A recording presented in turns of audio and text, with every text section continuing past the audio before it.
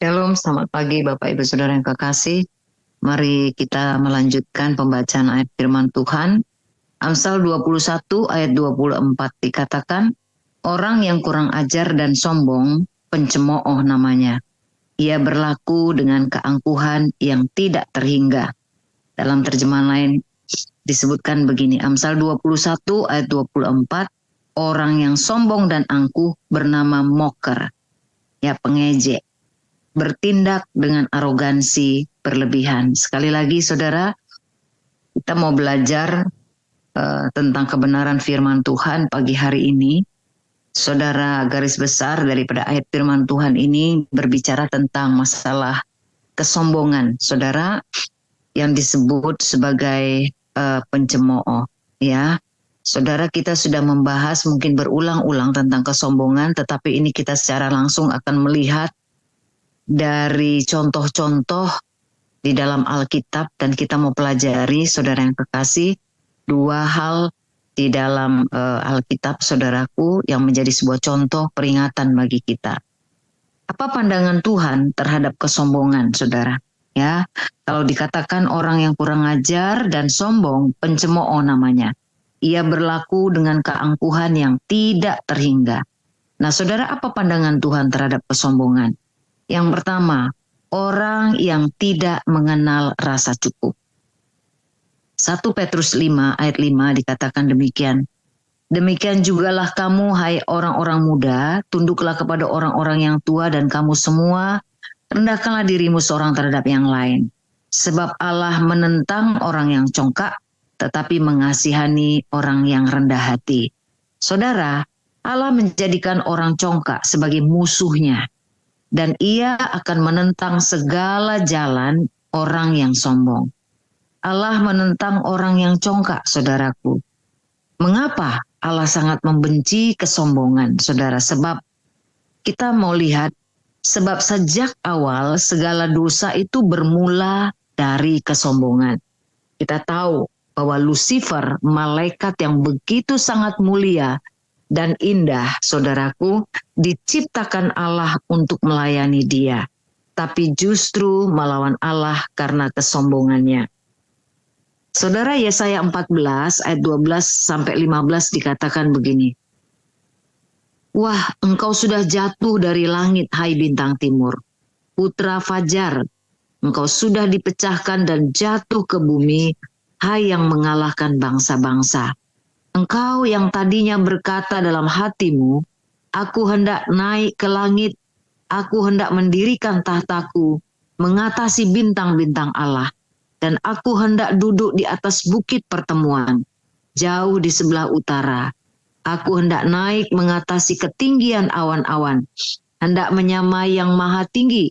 Sebaliknya, ke dalam dunia orang mati, engkau diturunkan ke tempat yang paling dalam di liang kubur. Saudara, kejatuhan Lucifer, malaikat Tuhan, dari surga dan dicampakkan ke bumi, dimulai dari keinginannya untuk menyamai Allah. Nah, saudara, dikatakan di dalam Yesaya 14 ayat 13 sampai 14, engkau tadinya berkata dalam hatimu, aku hendak naik ke langit, aku hendak mendirikan tahtaku mengatasi bintang-bintang Allah, dan aku hendak duduk di atas bukit pertemuan jauh di sebelah utara. Ayat 14, aku hendak naik mengatasi ketinggian awan-awan, hendak menyamai yang maha tinggi. Saudara, inilah penyebab, saudaraku, kenapa Lucifer, saudara, malaikat yang mulia, diciptakan dengan kekudusan, saudaraku, tapi jatuh juga ke dalam kesombongan, saudaraku. Dia dilempar dari surga ke bumi, saudara. Karena apa, saudaraku? Karena kehendak, keinginannya. Siapakah sebetulnya yang menggoda atau mencobai Lucifer? Kalau kita sekarang bisa berkata bahwa iblis mencobai kita, ya, setan menggoda kita, maka kita jatuh ke dalam pencobaan. Tapi siapa yang menggoda Lucifer, saudaraku? Tidak ada. Yang menggoda Lucifer untuk melawan Allah adalah keinginannya sendiri. Aku hendak naik ke langit. Aku hendak mendirikan tahtaku. Aku hendak duduk di atas tahta. Aku hendak naik mengatasi awan-awan. Aku hendak menyamai yang maha tinggi. Jadi Lucifer mengembangkan keinginan dalam dirinya dan rasa irinya kepada Allah itu berkembang menjadi kesombongan. Bahkan hal yang tidak pantas ia inginkan, ia pikirkan, yaitu menyamai kedudukan setara dengan Allah untuk menerima penyembahan dari manusia. Itu tidak pantas, saudaraku. Tetapi itu telah menjadi ambisi baginya, sehingga ia dicampakkan dari surga ke bumi.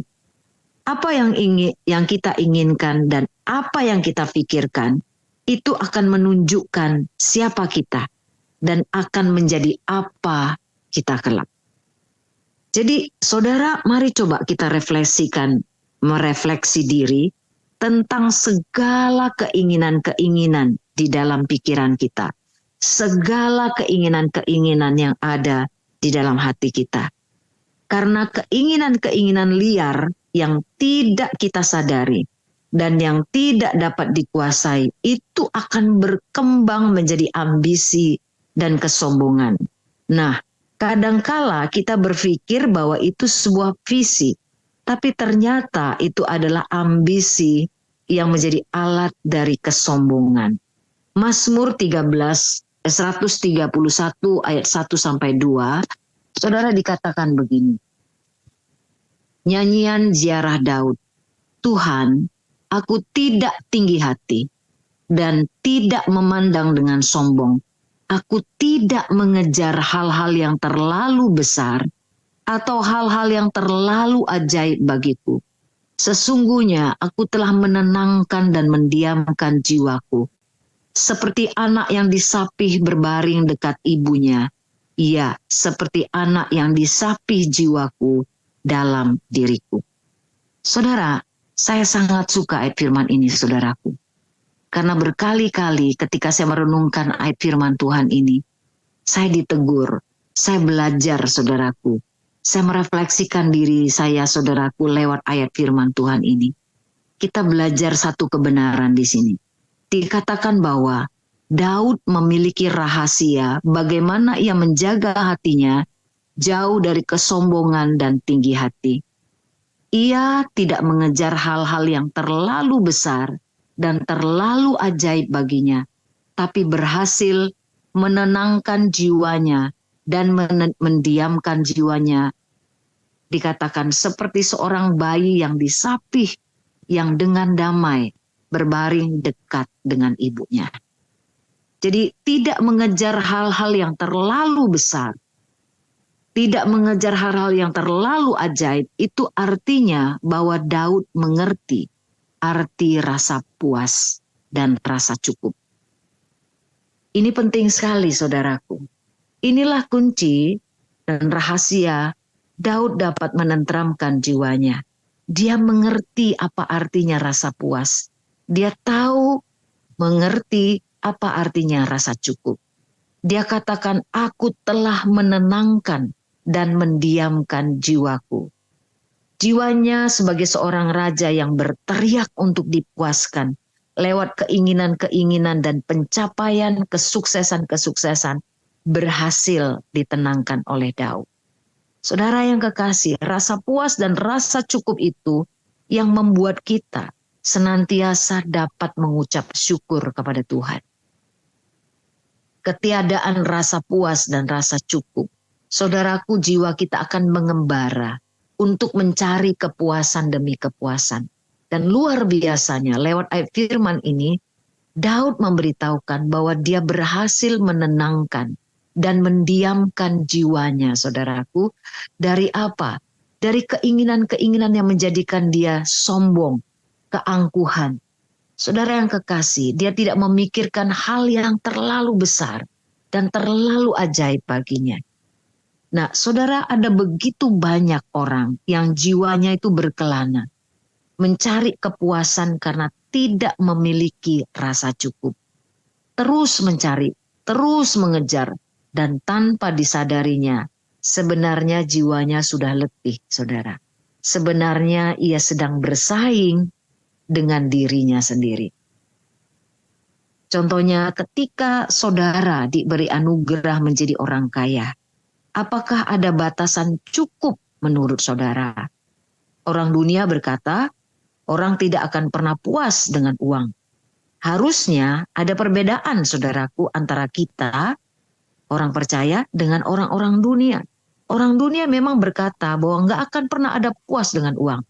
Saudara, tapi kita harus berkata bahwa ada batasan rasa cukup menurut kita. Jika tidak, maka segala cara akan dilakukan untuk bersaing menjadi lebih kaya lagi dari yang lain. Nah, saudara ingat dan saudara baca, saudara dengar ada kisah korupsi 271 triliun. Siapa yang melakukannya? Itu dilakukan oleh orang Kristen dari keluarga yang kaya raya. Kenapa, saudaraku? Karena tidak ada rasa puas dan tidak ada rasa cukup. Nah, ketika kita diberi anugerah untuk menjadi gereja besar, apakah ada rasa cukup bagi kita? Kalau tidak ada, maka kecenderungan kita akan menyedot gereja-gereja kecil. Saudara yang gembalanya itu membangun dengan air mata dan doa. Dan dengan segala alasan visi Tuhan untuk nama besar gereja kita. Saudara, jadi saudara rasa puas dan rasa cukup itu tidak cuma saudara yang kekasih bagi anak-anak Tuhan, saudara. Orang-orang dunia, saudara yang kekasih, memberitahu bahwa tidak mungkin ada rasa puas, rasa cukup. Tapi seharusnya saudaraku gereja, saudaraku mengenal rasa puas, rasa cukup di dalam Tuhan, ya. Orang yang tidak pernah merasa cukup itu akan jatuh pada dosa keserakahan, greedy, ya. Keserakahan atau ketamakan itu adalah bentuk penyembahan berhala. Kolose 3 ayat 5 dikatakan begini. Karena itu matikanlah dalam dirimu segala sesuatu yang duniawi, yaitu percabulan, kenajisan, hawa nafsu, nafsu jahat, dan juga keserakahan yang sama dengan penyembahan berhala. Nah, ingat saudaraku, bahwa manusia adalah makhluk penyembah. Jadi jika jiwa manusia tidak pernah merasa cukup, maka ia akan menuntut untuk terus dipuaskan. Inilah yang disebut sebagai penyembahan berhala, di mana Tuhan tidak lagi menjadi pusat, tetapi Tuhan menjadi alat untuk memenuhi keinginan-keinginannya untuk dipuaskan, menjadi budak dari nafsunya. Nah, 1 Timotius 6 ayat 6-8 dikatakan begini. Memang ibadah itu kalau disertai rasa cukup akan memberikan keuntungan besar. Sebab kita tidak membawa sesuatu apa ke dalam dunia. Dan kita pun tidak dapat membawa apa-apa keluar. Asal ada makanan dan pakaian, cukuplah. Saudara, makanan dan pakaian adalah standar cukup menurut orang percaya. Jadi jika saudara dan saya masih bisa makan dan memenuhi kehidupan kita sehari-hari, itu standar cukup menurut Alkitab. Selebihnya, kalau ada lebih daripada makanan dan memenuhi kebutuhan kehidupan sehari-hari, itu adalah berkat dan anugerah Tuhan yang perlu kita syukuri. Ketika anak-anak kita berhasil kuliah, saudaraku, dan mereka mendapat pekerjaan, ketika saudaraku kita bisa membangun rumah, saudara yang kekasih, dan kita tinggal di sana dengan aman, dengan ketentraman beserta dengan keluarga, itu lebih daripada cukup. Jadi saudaraku, selebihnya daripada makan dan minum, itu adalah berkat dan anugerah Tuhan yang perlu disyukuri. Rasa cukup dan rasa puas kepada Tuhan akan membuat kita limpah dengan ucapan syukur. Itu akan menjauhkan kita dari sifat rakus dan memuaskan segala keinginan kita. Ini yang dimaksud akan memberikan keuntungan besar. Jadi dikatakan dalam ayat firman Tuhan tadi, ibadah yang disertai dengan rasa cukup akan memberikan keuntungan besar. Jadi yang pertama tadi, saudaraku, tidak memiliki rasa cukup. Yang kedua, orang yang menolak teguran. 2 Tawarikh 26 ayat 3 sampai selanjutnya ayat 19, kita akan baca sebuah contoh, saudaraku. Bagaimana kesombongan itu, saudara, bisa merasuki seseorang, bahkan orang yang sungguh-sungguh di dalam Tuhan. Saudara, kita coba lihat, saudaraku, di dalam 2 Tawarikh 26 ayat 3 sampai 5 dan ayat selanjutnya sampai ayat 19. Usia berumur 16 tahun pada waktu ia menjadi raja, dan 52 tahun lamanya ia memerintah di Yerusalem. Nama ibunya ialah Yekolia dari Yerusalem. Ia melakukan apa yang benar di mata Tuhan, tepat seperti yang dilakukan Amazia ayahnya. Ia mencari Allah seumur hidup Zakaria, yang mengajarnya supaya takut akan Allah. Dan selama ia mencari Tuhan, Allah membuat segala usahanya berhasil. Ini adalah kisah Uzia, saudaraku. Dikatakan dalam firman Tuhan, ia mencari Allah selama hidup Zakaria, seorang hamba Allah yang mengajar Uzia, saudaraku, untuk takut akan Allah. Selanjutnya dalam 2 Tawarikh 26 ayat 8 sampai 15 dikatakan begini. Orang-orang Amon membayar upeti kepada Uzia. Namanya termasyur sampai ke Mesir karena kekuatannya yang besar. Jadi Uzia itu terkenal. Selanjutnya, Uzia mendirikan menara di Yerusalem di atas pintu gerbang sudut, di atas pintu gerbang lebak, dan di atas penjuru, serta mengokohkannya. Ia mendirikan juga menara-menara di padang gurun dan menggali banyak sumur, karena banyak ternaknya, baik di dataran rendah maupun di dataran tinggi.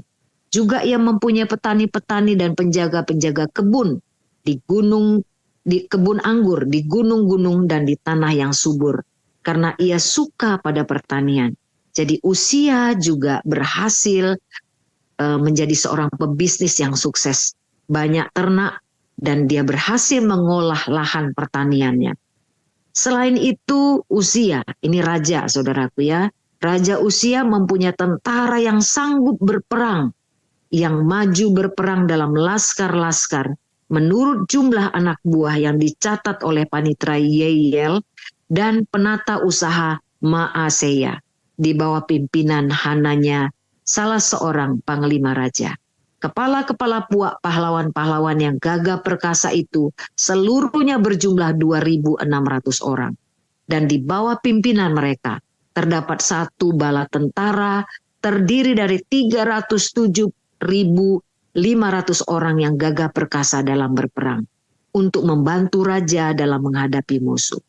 Raja Uzia memperlengkapi seluruh tentara itu dengan perisai, tombak, ketopong, baju jirah, busur dan batu umban.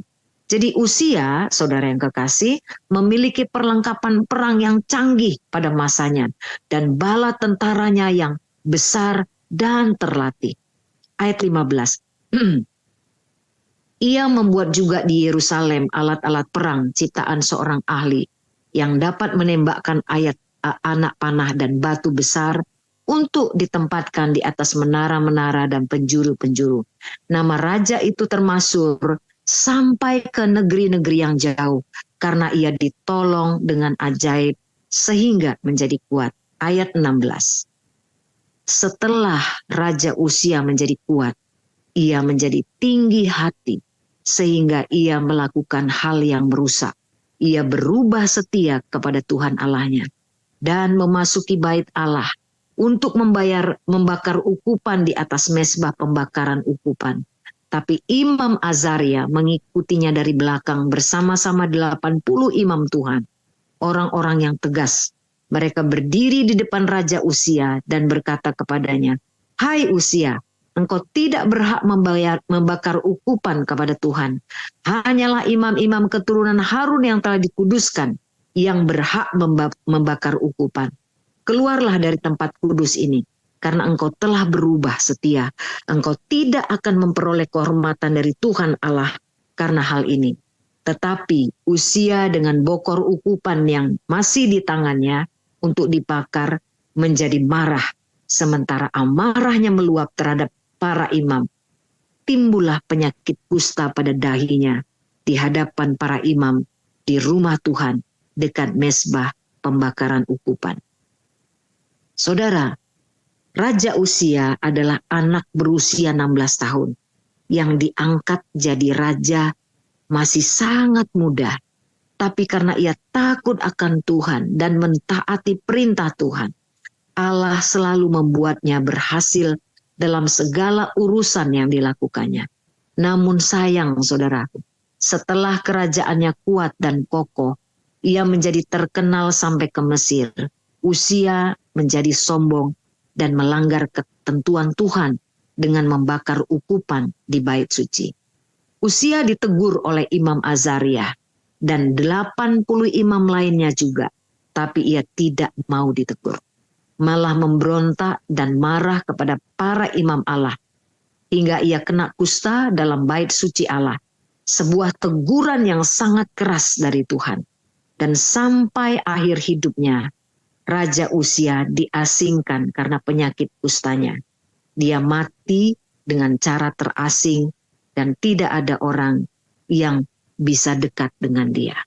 Nah, saudara, apa yang kita baca dari riwayat hidup Raja Uzia menjadi sebuah peringatan bagi kita. Tuhan suka jikalau saudara dan saya itu berhasil. Tetapi kita harus waspada. Kecenderungan orang yang sukses adalah ketagihan kesuksesan. Jadi ketika kita membiarkan keinginan kita menguasai hidup kita, maka keinginan itu akan berubah menjadi hawa nafsu yang tidak bisa dikendalikan lagi. Yakobus 1 ayat 14-15 dikatakan, tapi tiap-tiap orang dicobai oleh keinginannya sendiri, karena ia diseret dan dipikat olehnya. Dan apabila keinginan itu dicobai, ia melahirkan dosa, dan dosa itu menjadi matang, ia melahirkan maut. Inilah yang menjadikan Raja Uzia sombong, karena ia mengira bahwa semua jerih payahnya itu adalah kepintarannya. Ia tidak menyadari bahwa semua itu adalah anugerah Tuhan. Sebab itu ia tidak mau ditegur lagi. Jika kesombongan itu telah menguasai seseorang, ciri utamanya adalah sulit menerima teguran. Tidak ada jaminan bagi setiap kita bahwa kita akan tetap setia. Nah, sekarang saudaraku, bagaimana respon kita ketika kita dikoreksi? Ini adalah sebuah indikasi pertama dari kesombongan kita. Saudara cek. Yang pertama adalah, apakah kita cenderung mengutarakan berbagai alasan yang masuk akal untuk membela diri ketika kita dikoreksi atau ketika kita ditegur? Yang kedua, apakah saudara sering berdebat ketika dikonfrontasi kesalahan saudara? Apakah saudara menjadi marah dan kerap menyerang kesalahan orang lain? Jadi membalikkan menyerang orang lain. Lalu berikutnya, apakah saudara sering mengalihkan pembicaraan atau memutuskan pembicaraan karena saudara menolak untuk dikoreksi? Jadi sebenarnya itu sedang ada indikasi kesombongan, saudaraku. Saudara yang kekasih, Uzia lahir dari keluarga yang taat pada Tuhan, dididik oleh hamba Allah Zakaria. Tapi ketika Zakaria mati, saudaraku, dia jatuh dalam dosa kesombongan. Daud juga pernah jatuh dalam dosa kesombongan. Daud juga pernah jatuh dalam dosa. Tapi ketika, saudaraku, Daud ditegur keras oleh Nabi Nathan, Daud langsung mengakui dosanya, merendahkan dirinya di hadapan Tuhan. Saudara, ayat firman Tuhan terakhir dikatakan Yesaya 2 ayat 12. Sebab Tuhan semesta alam menetapkan suatu hari untuk menghukum semua yang congkak dan angkuh, serta menghukum semua yang meninggikan diri, supaya direndahkan. Saudara ingat, Allah membenci kesombongan. Sebuah kepastian bagi kecongkakan atau kesombongan adalah satu hari atas ketentuan Tuhan, orang yang congkak pasti akan direndahkan. Mari kita berdoa. Bapa, terima kasih Bapa. Pagi hari ini Engkau menegur kami dan Engkau Tuhan mengoreksi kami Bapa. Tuhan, ketika tidak ada rasa puas, tidak ada rasa cukup bagi kami, maka keinginan-keinginan kamilah yang akan menyetir kehidupan kami. Kami bersyukur untuk firman-Mu yang mengingatkan kami sekali lagi pada pagi hari ini untuk bahaya sebuah kesombongan. Karena Tuhan menentang orang yang congkak, tetapi mengasihani orang yang rendah hati. Terima kasih Bapa, terpuji Kau Allah kami yang hidup, dalam nama Yesus kami berdoa. Amin.